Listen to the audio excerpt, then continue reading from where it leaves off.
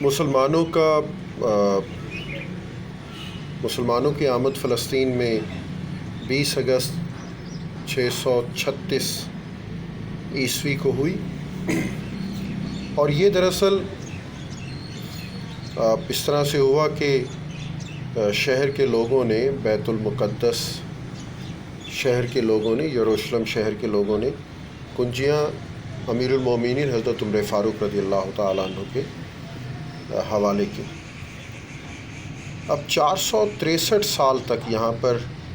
عربی زبان کا دورہ رہا، اسلام کا دورہ رہا، اور اسلام لوگوں نے قبول کیا، اسلام کی ثقافت رہی، اسلام کی تہذیب رہی،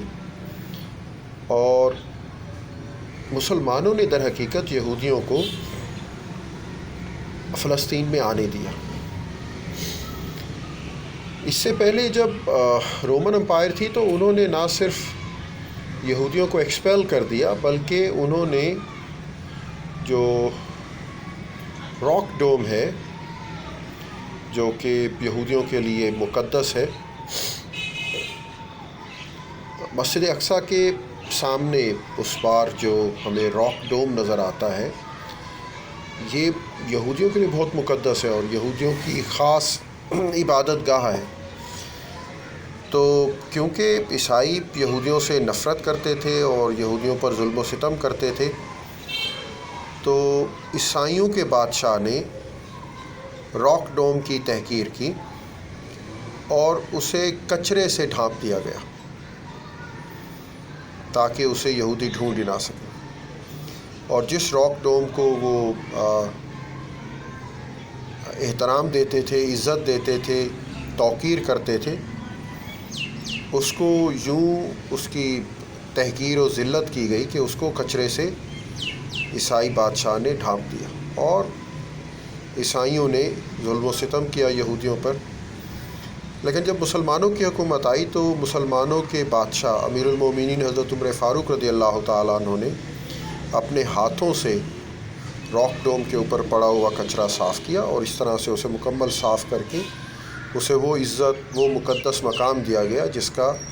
وہ حقدار ہے۔ یقیناً اب انسان تو وہ حق ادا نہیں کر سکتا، لیکن اپنے تئیں انہوں نے ضرور کوشش کی، اور یہ راک ڈوم جو ہے مسلمانوں کے لیے بھی انتہائی مقدس ہے، انتہائی مکرم ہے۔ یہ وہی جگہ ہے جہاں سے حضور اکرم صلی اللہ تعالیٰ علیہ وآلہ وصحبہ وسلم نے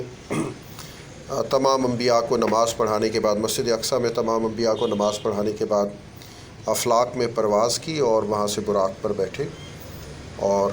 معراج شریف کے لیے تشریف لے کر گئے۔ وہ ایک بہت لمبا واقعہ ہے، ظاہر ہے وہ میں نے صرف تھوڑا سا ذکر کر دیا ہے، اس کی تفصیل الگ کبھی بیان کروں گا۔ تو یہودیوں کو حضرت عمر فاروق رضی اللہ تعالیٰ عنہ نے فلسطین میں آنے کی اجازت دی،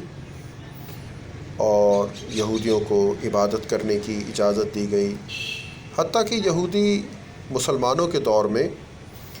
اس علاقے میں بسنا شروع ہو گئے، زائرین کی حیثیت سے اور ایک اقلیت کی حیثیت سے بسنا شروع ہو گئے۔ تو ایک قلیل تعداد میں ایک چھوٹی سی اقلیت، ایک چھوٹی سی مائنورٹی کی حیثیت سے